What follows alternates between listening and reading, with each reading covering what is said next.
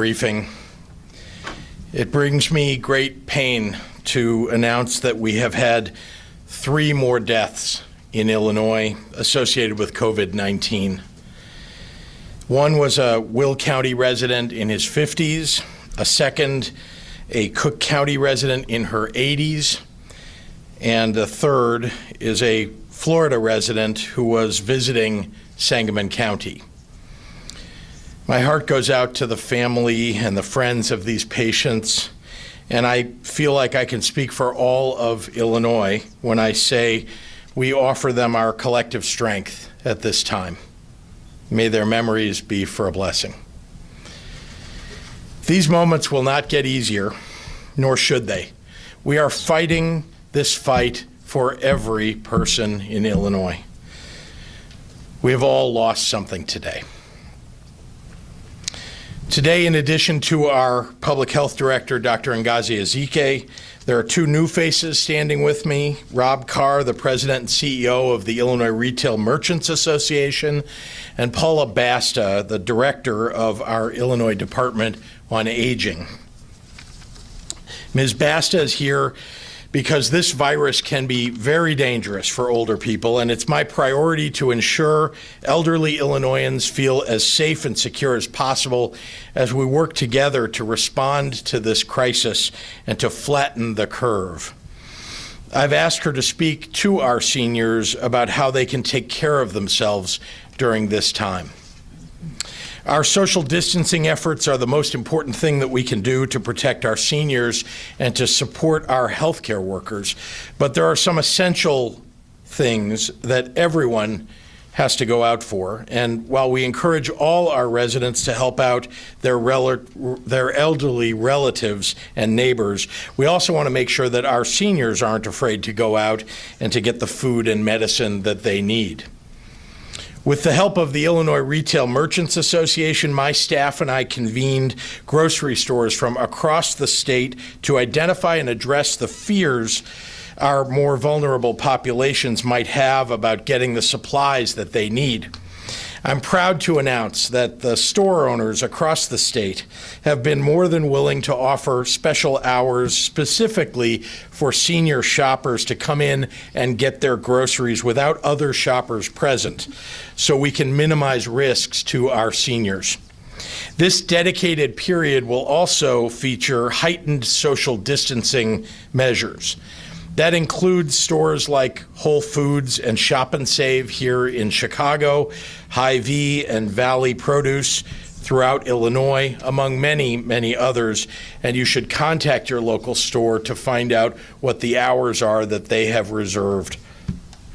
Rob Carr from the Illinois Retail Merchants Association will be talking more about this initiative and how we're bringing it to as many stores as possible across the state of Illinois.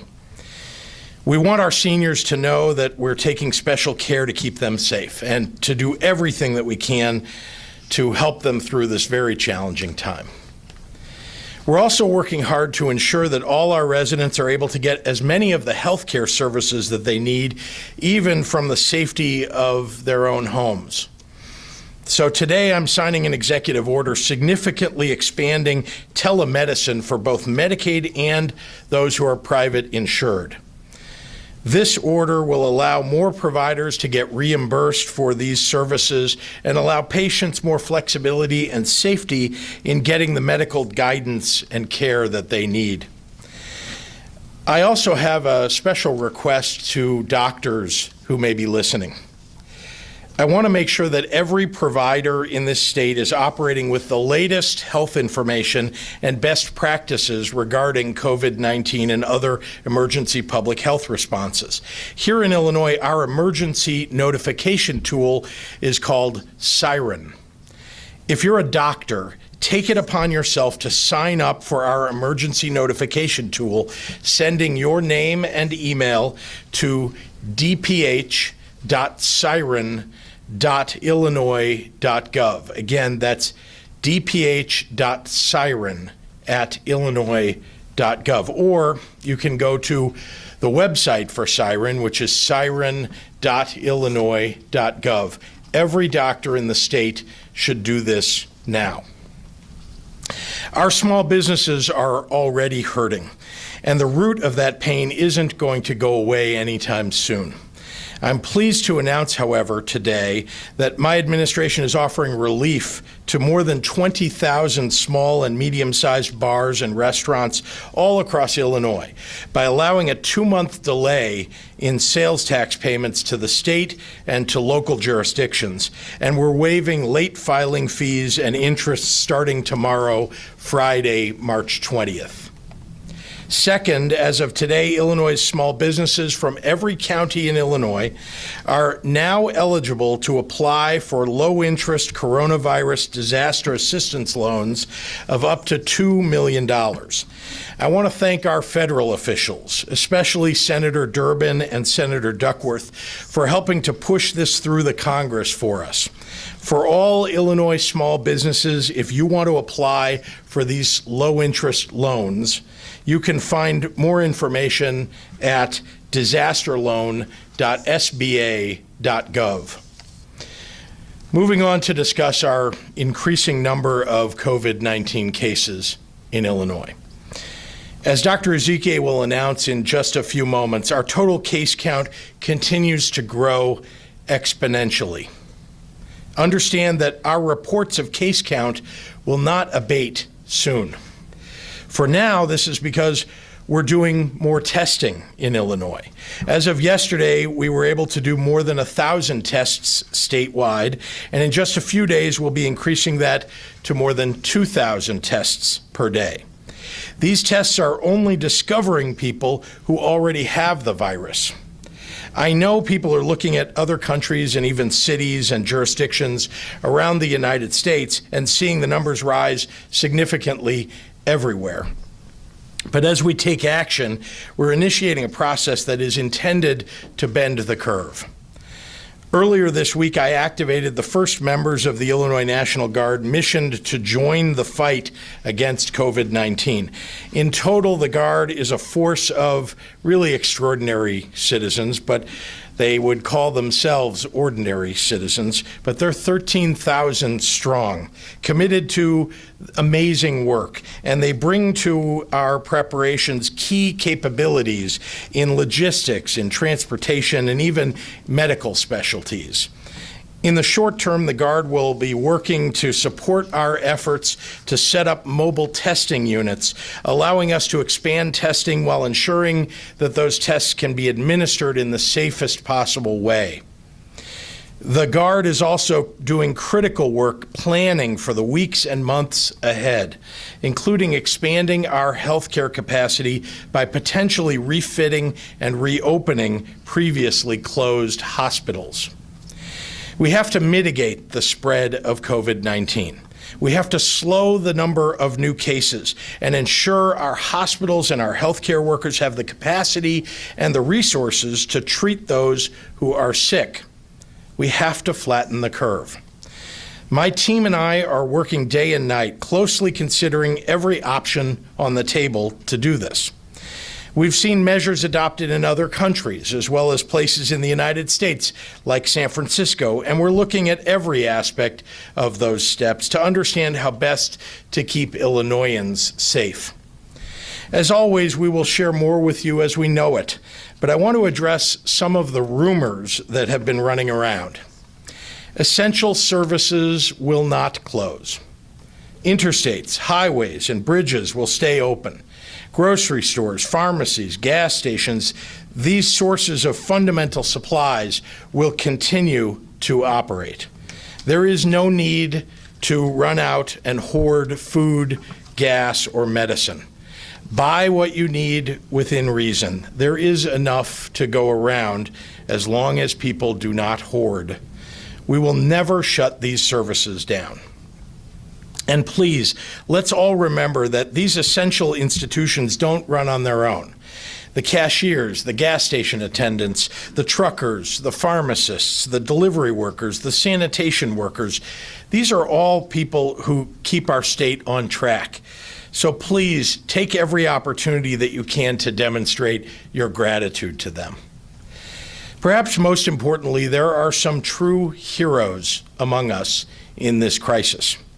Our doctors, our registered nurses, our nurse practitioners, our hospital workers, our healthcare center operators, and our first responders.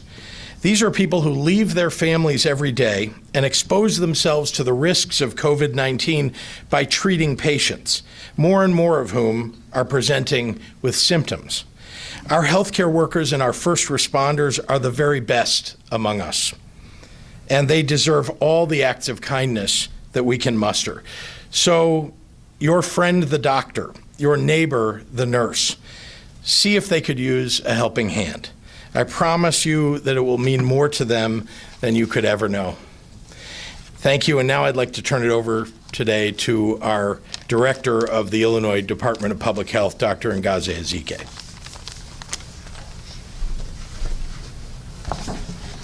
Thank you, Governor, and again, I thank you for your amazing leadership.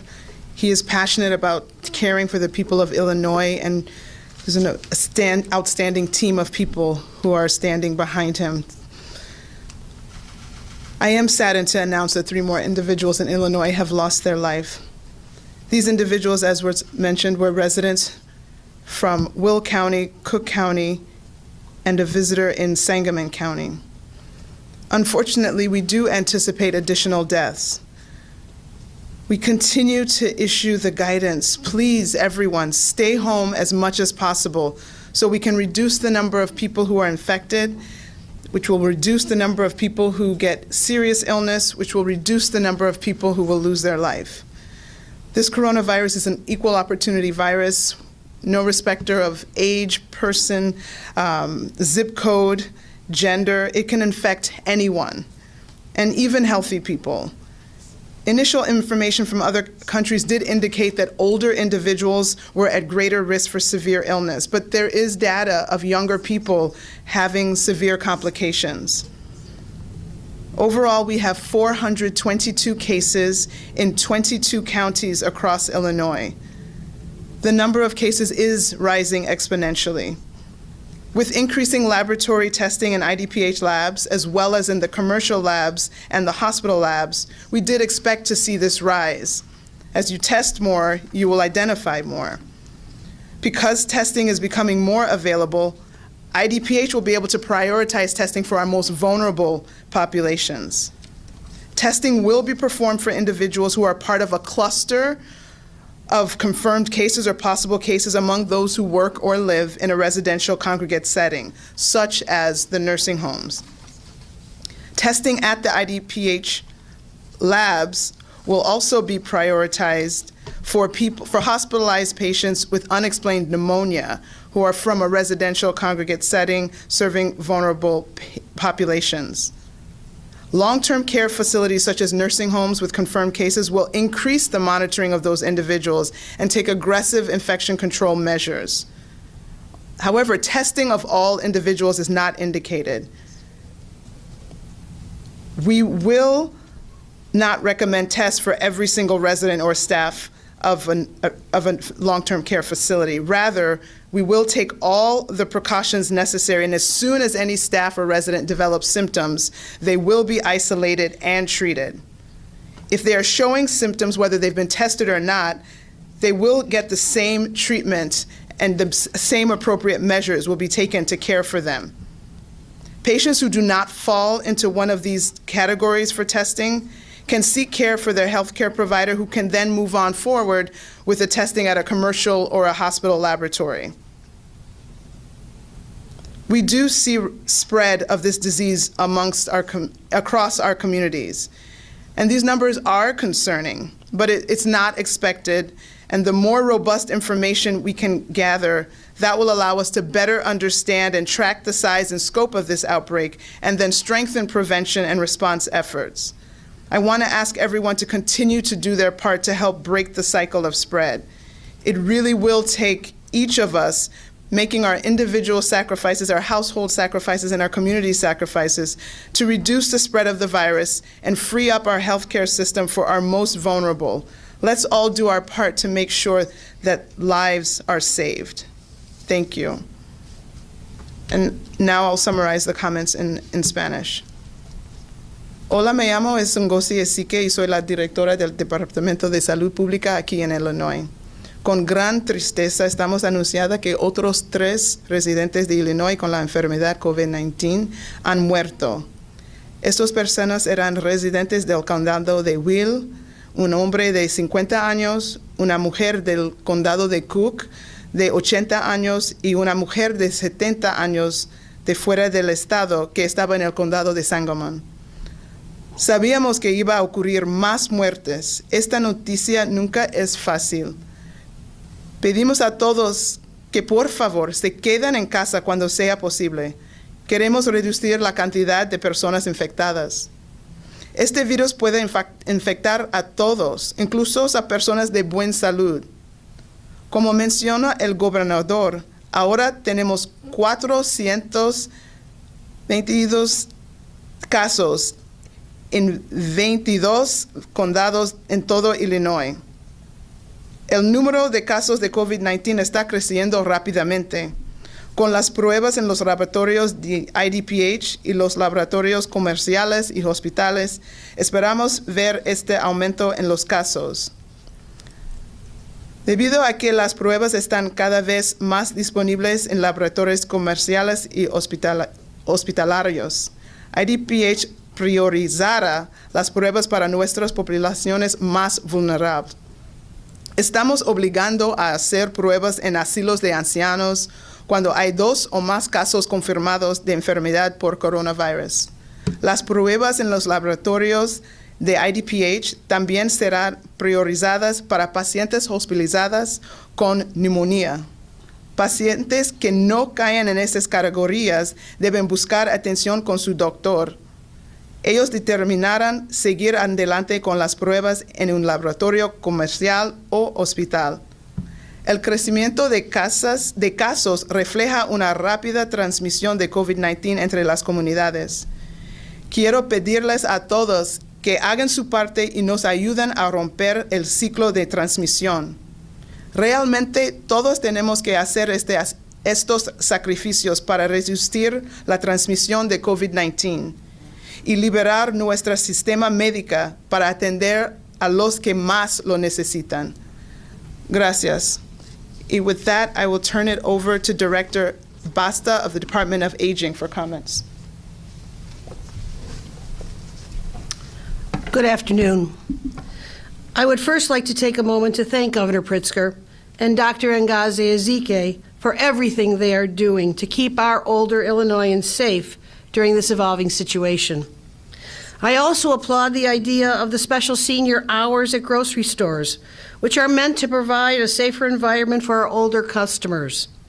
Our older consumers on a fixed income or who have underlying health conditions do not need one more thing to worry about when it's time for them to go to the store to purchase essential supplies. As we know, older adults are among the populations at the highest risk for becoming seriously ill from COVID-19, the coronavirus. Our primary concern, as always, is for the health, safety, and welfare of our older population. And to this end, I would like to reiterate to our older Illinoisans that they are not alone. We all must be proactive here. To that end, we have made tough decisions like temporarily suspending group services at our adult and daycare senior centers, where older adults regularly congregate for social interaction, but would have put them at higher risk. So we have increased our one-on-one in-home services. Our goal has been to limit the exposure to the virus in older adults, while also increasing the ability to closely monitor their well-being. We have taken guidance from the Illinois Department of Public Health, our sister agency, regarding the screening tool and the process we use, so that both our in-home workers and our older adults that they care for are safe when they do their work. And the agencies in our network, and our entire aging network, are using this screening tool as part of any protocol where face-to-face contact with older adults and more vulnerable adults occurs. The Illinois Department on Aging and our 13 area agencies on aging, along with our 46 care coordination units, are working around the clock to ensure that the services we provide, specifically the in-home services and the home-delivered meals program that our seniors depend on, will not be interrupted during the situation. We have been supplying our area agencies on aging and our CCUs with emergency assistance service grants to assist them with unmet needs. And we are anticipating that the demand, of course, for home-delivered meals will grow exponentially. We have also been working with the State Emergency Operations Center, and we have activated our state's volunteer network to address the needs of our most vulnerable residents, specifically for food and medicine. The voluntary organization in active disasters has a proven track record of rising to the occasion when our nation is in need.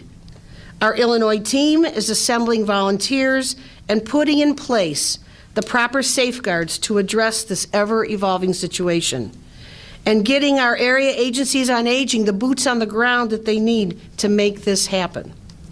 So if you are an older family member, if you have a friend, if you're a neighbor, if there is anyone who needs any kind of assistance, please know we are here to help you.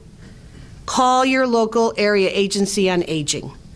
And so let me tell you how you can do that. You can look up your area agency on aging by going to our website, www.illinois.gov/aging, or by calling our senior helpline, 1-800-252-8966, or sending us an email, aging.ilsenior@illinois.gov. Finally, I would like to encourage healthy adults to find a creative way in the form of non-face-to-face contact to communicate with our older adults during this time, to monitor their older family members, their friends, their neighbors who are practicing social distancing. Older adults will experience even more social isolation during this time because they are unable to get out to their normal activities or go to the places they congregate for fellowship. Showing genuine interest in others, sharing positive news, bringing up memories, and through simply doing a phone call can enhance our relationships. And in times like this, it's essential that we support one another and show compassion to those who need it. I like to call it using compassionate common sense. So thank you again to everyone who continues to assist with our mission of aging in place. We are always here to support our older adults today as well as tomorrow. Thank you. And now I'd like to invite Rob Carr up from the Illinois Retail Merchants Association to the podium. Thank you. Thank you, Director. And on behalf of the industry I represent, I'd like to also extend our condolences to our fellow citizens, to the families of the fellow citizens, both in Illinois and across the nation who we've lost this pandemic to date. Governor, I'd also like to start by thanking you, your senior staff, your entire administration for their cooperation, inclusiveness, and communication throughout the crisis that we faced to date. I've been at this over 25 years, and I've never seen the level of responsiveness and cooperation from top to bottom as everyone has teamed together to try to remove the obstacles that we can help, that are in our way to help make lives better for all of our citizens. We are pleased. The retail industry is pleased to support the governor's call for senior hours. Many of the grocers had already begun to implement, but many, many more have been added.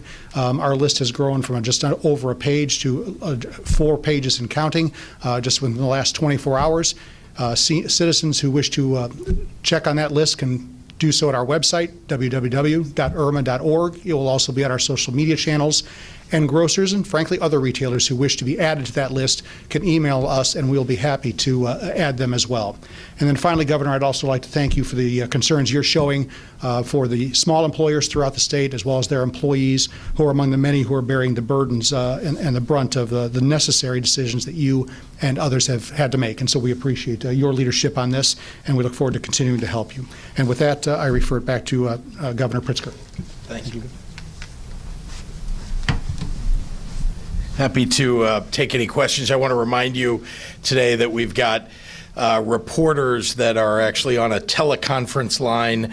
They have the ability to ask questions over that teleconference. I'm going to ask my press secretary, Jordan Abadea, to run that process for us, if you would. It's our first time trying this, so bear with us.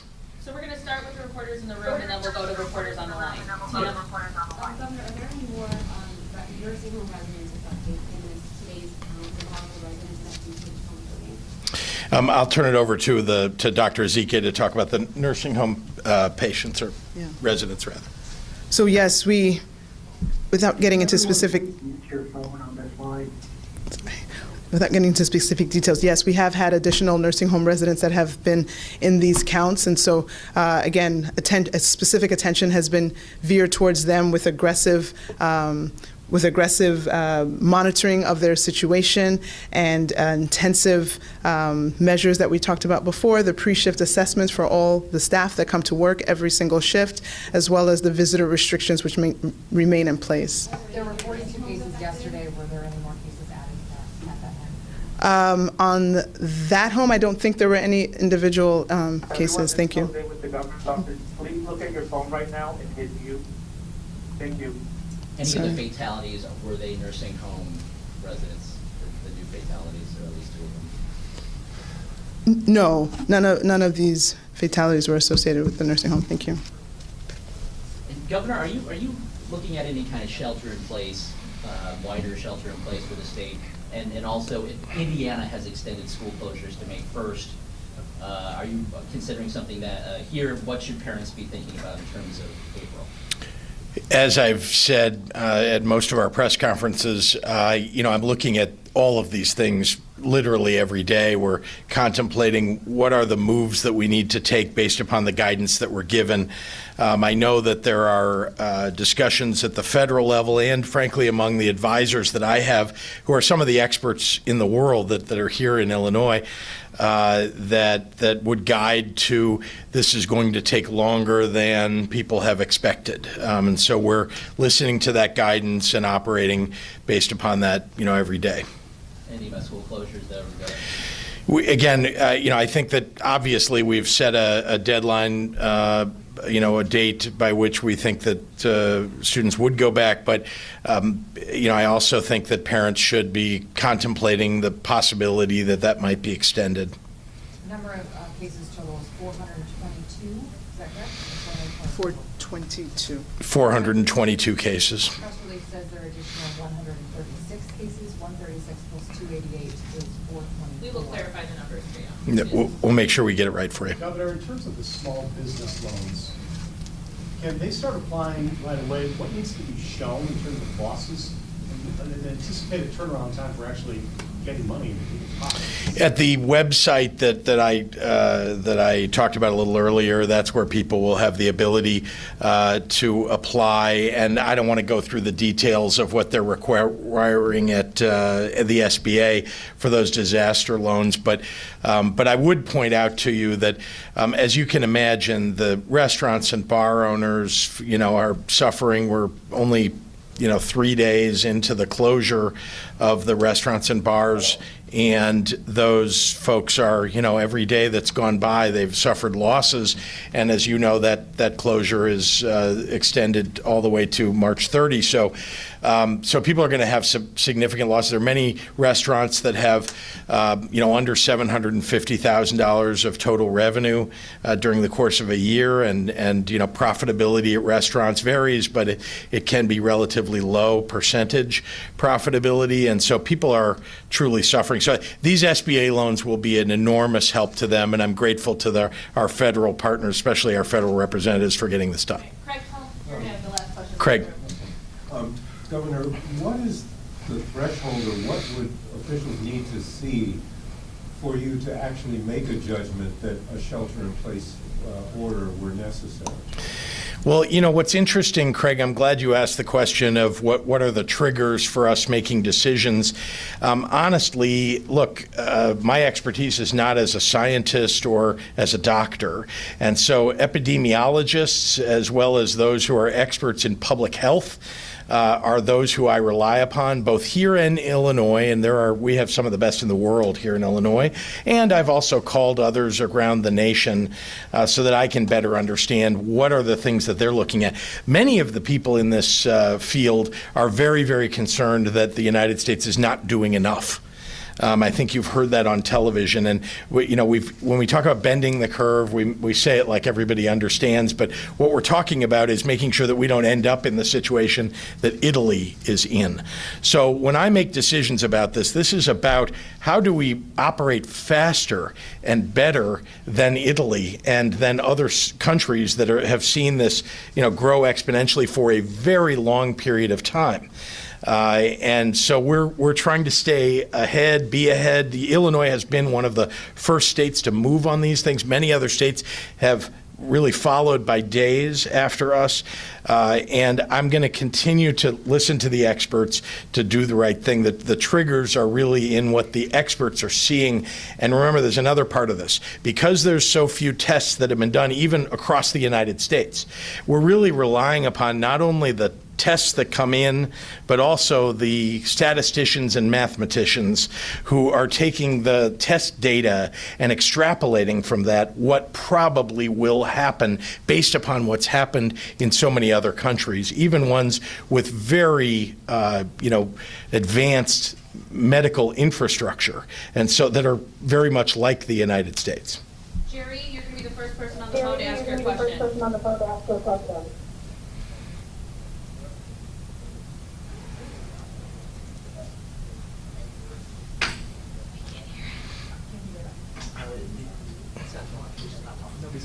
We're not hearing a question from Jerry. Okay, we'll do Dan with the Tribune.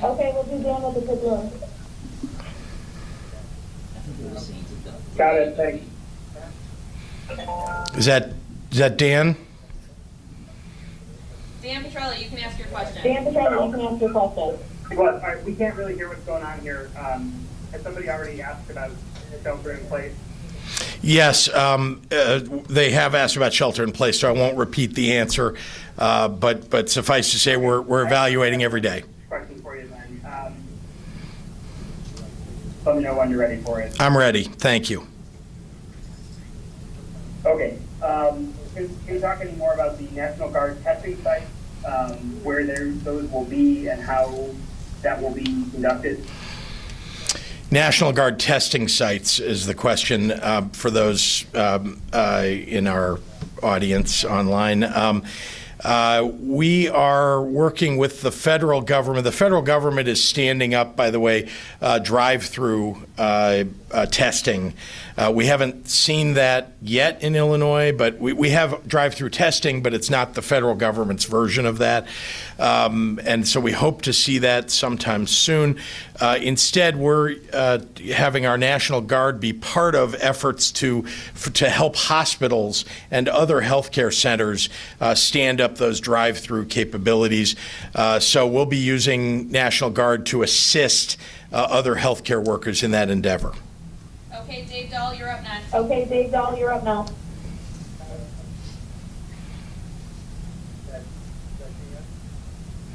Dave Dahl.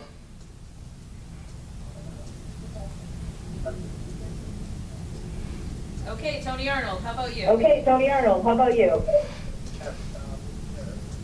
Governor, I'm wondering about what guidance you can give to schools or parents, for that matter, about when they should expect students back in school. Well, the guidance that we've given is that school would resume March 31st. There had been a question in the room for those who didn't hear on the telephone about whether that might be extended, and the basic answer is that we're obviously evaluating that every day. I would say to parents that they should obviously be planning for the possibility that there would be an extension of that date, but right now we're sticking with the March 31st date. Dana with CBS, you're up. Dana? Okay, thank you. I have a question about the cases and the rise in cases, actually from someone on Twitter. Are the cases rising because and being diagnosed because there's more testing, or is it because it is spreading more quickly, or both? Right now, the case numbers are appearing to rise so rapidly because we're testing more. We have increased testing substantially. When we were beginning testing, we were at about 200. We were at about 200 tests per day at the very beginning. We're now over 1,000 per day, and we'll be increasing that to 2,000+ in the next few days. And then I believe we'll get to a number that's much higher than that in the days after that. So that's why we're starting to see an increase in the number of positives. But no one should mistake that fact for the idea that we're not seeing a significant increase in the number of people who are contracting coronavirus COVID-19, because that also is happening.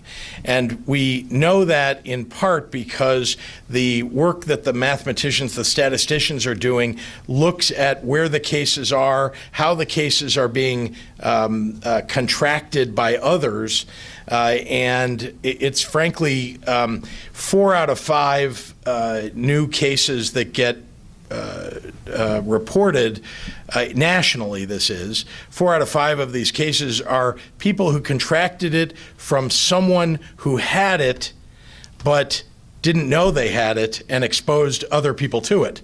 So if you didn't know you had it, well, there are lots of people who've never been tested who have it and aren't showing symptoms, who are carrying it around and giving it to other people. So we know this is growing substantially, and until there are more and more tests, we will be, in this situation of just seeing the numbers rise because the testing is rising. We hope that there will be a cresting that you have seen, frankly, in Asia now. In some countries in Asia, there's been a cresting because they've implemented some of the measures that we have implemented here. We've done it earlier here, but that doesn't mean that we're not going to see a lot of cases of COVID-19 and, frankly, more deaths.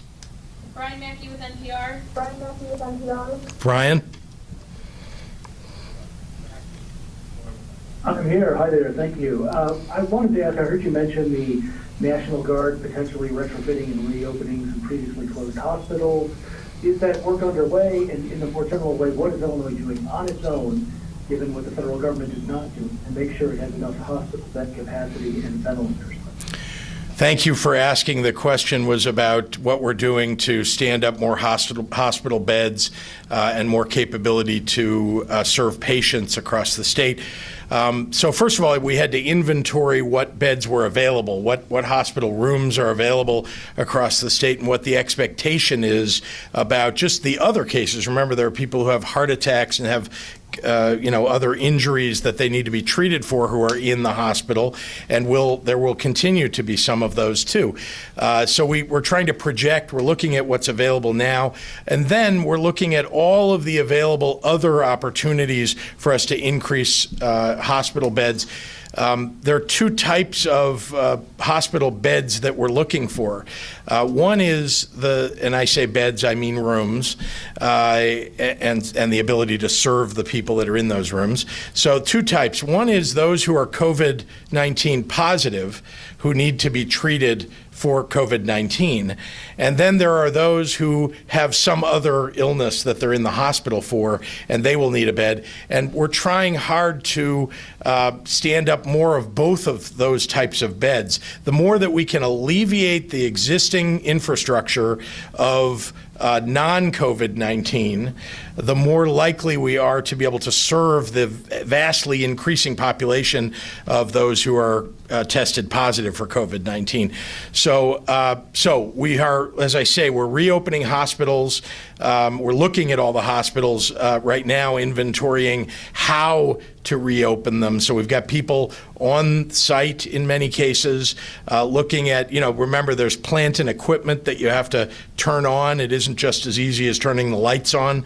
And then we've also got to have the healthcare personnel to move into those hospitals to make sure that we're serving people properly. And then there are existing Surgery centers and other places that have the potential to provide beds for people that aren't normally places that would just accept a COVID-19 or other kind of a patient. So we're, again, outfitting those folks, but they also have nurses and doctors that are on staff, and so they have a little more capability to begin with altogether. So we're working hard with all the hospitals, too, and you know that we no longer have elective surgeries going into our hospitals, so that alleviates many of the beds.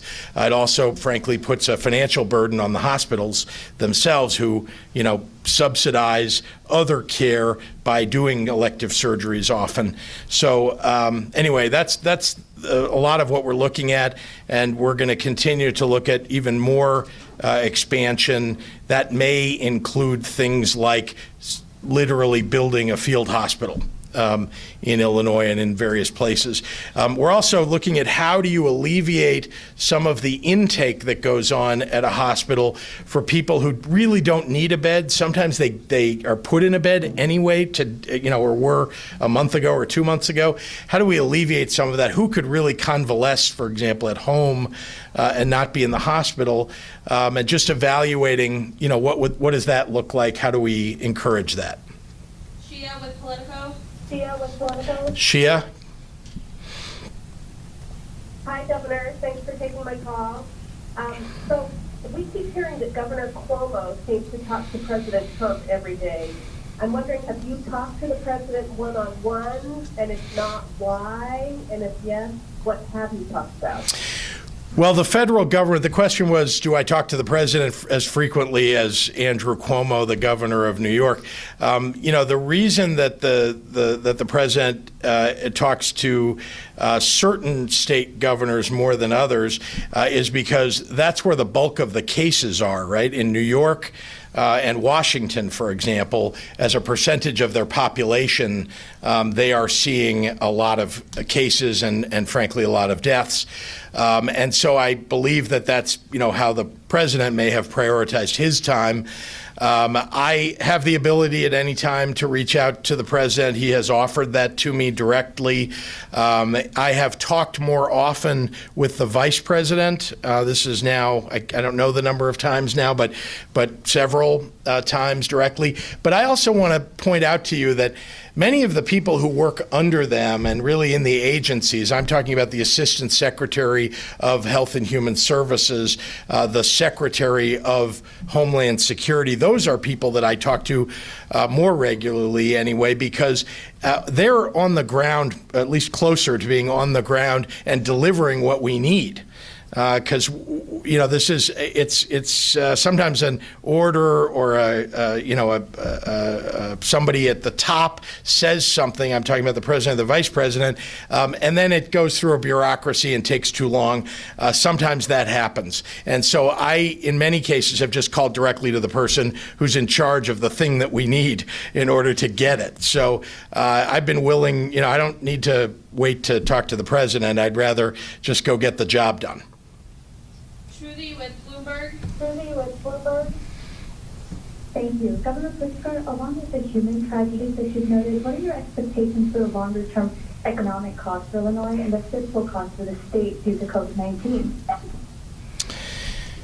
Well, there is no doubt there is an enormous cost that everybody in Illinois is bearing for, the economic damage that is coming from COVID-19.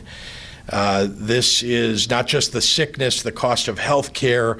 It's also the cost of jobs. We've seen many, many layoffs, many people who have joined the rolls of unemployment and Medicaid.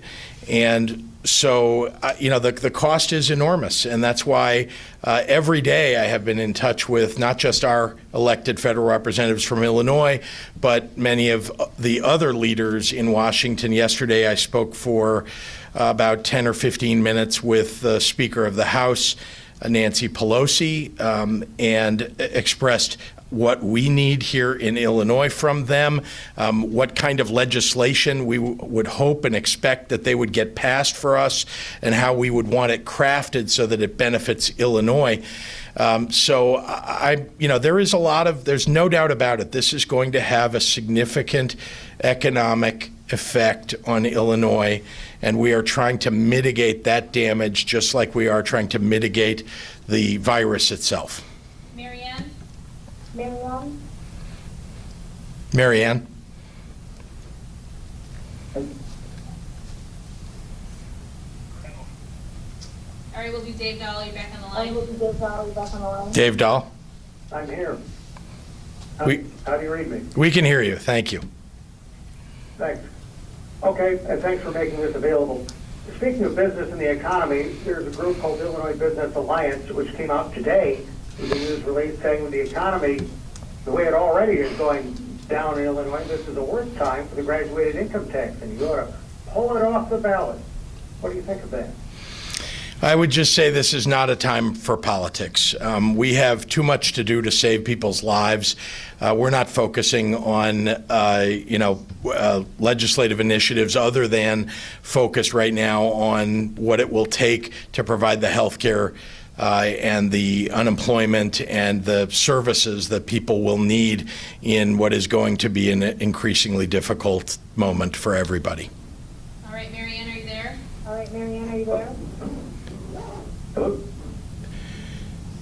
Marianne? Hello? All right, thank you, everyone on the phone. I think we got through most everyone. Thank you, everybody. Jordan, you still there?